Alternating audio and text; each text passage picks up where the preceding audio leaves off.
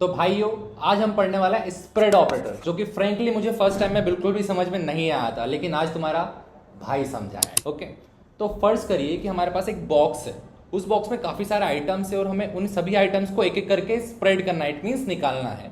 तो हमारे पास दो ऑप्शन है, एरे एंड ऑब्जेक्ट्स। तो चलिए देखते हैं अब स्क्रीन पर। तो भाई लोगों, स्प्रेड ऑपरेटर इंट्रोड्यूस हुआ था ES6 में, ओके और इसे हम रिप्रेजेंट करते हैं 3 डॉट्स पे। तो आप देख सकते हो यहाँ पे मैंने लिखा है कि unpack the items, okay it means जो मैंने अभी बॉक्स वाला एग्जाम्पल दिया था, and it help you take an array और ऑब्जेक्ट्स। तो चलो हम कुछ यूज केस देखते हैं। तो सबसे पहला वाला जो यूज केस है वो है कॉपिंग एन एरे, कि अगर आपके पास एक एरे है और अगर आप उसे कॉपी करना चाहते हो तो आप कुछ इस तरह से लिख सकते हो। हमने यहाँ पे एक न्यू एरे बनाया है जिसमें हमने 3 डॉट्स का यूज करके इस ओरिजिनल एरे को कॉपी किया है और मैंने उस एरे को प्रिंट किया है। ओके, सो मैंने यहाँ पे एक नोट लिखा है छोटा सा, this is just a shallow copy of N array.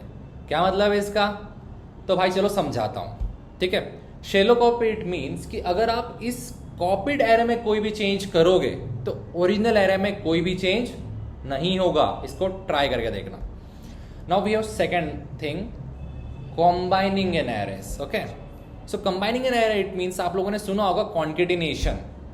It means अगर मेरे पास 2 एरे हैं और मुझे उन्हें मर्ज करना है तो उसे मैं बोल सकता हूँ कॉन्केटिनेशन या कंबाइनिंग, और ये हम कर सकते हैं स्प्रेड ऑपरेटर की हेल्प से।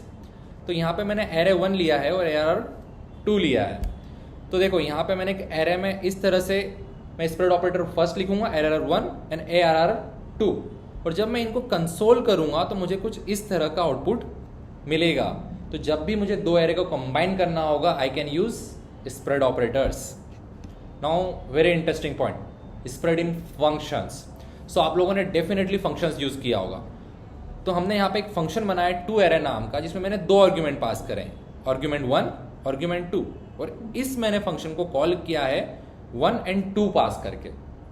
तो अब अगर मुझे इस फंक्शन में एक और आर्ग्यूमेंट पास करना हो तो क्या करेंगे?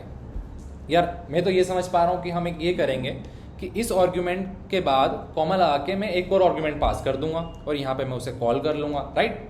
यही करेंगे। बट अगर हमें स्प्रेड ऑपरेटर पता हो तो हम एक और चीज़ कर सकते हैं। इस फंक्शन में हम डायरेक्ट स्प्रेड ऑपरेटर का आर्ग्यूमेंट पास कर सकते हैं, फिर हमें यहाँ पे नीचे कितने भी आर्ग्यूमेंट पास करना पड़े कोई प्रॉब्लम नहीं है। ओके, सो यही फायदा है स्प्रेड ऑपरेटर फंक्शंस में यूज करने का। So now last, spread in objects.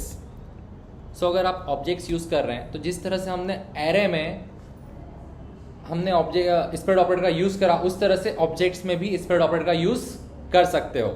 So first करें कि हमने यहाँ पे 2 ऑब्जेक्ट्स लिए हैं, ऑब्जेक्ट 1 ऑब्जेक्ट 2, और उसे मुझे मर्ज करना हो तो सेम जिस तरह से हमने एरे में किया था वैसे ही हम यहाँ पे भी इसको मर्ज कर सकते हैं। तो ये चारों मेथड्स हैं जो आप स्प्रेड ऑपरेटर की हेल्प से परफॉर्म कर सकते हैं, और इंटरव्यू के लिए भी बहुत ही इंपॉर्टेंट टॉपिक है। तो आई होप आप लोगों को ये क्लियर हुआ होगा। Thanks for watching.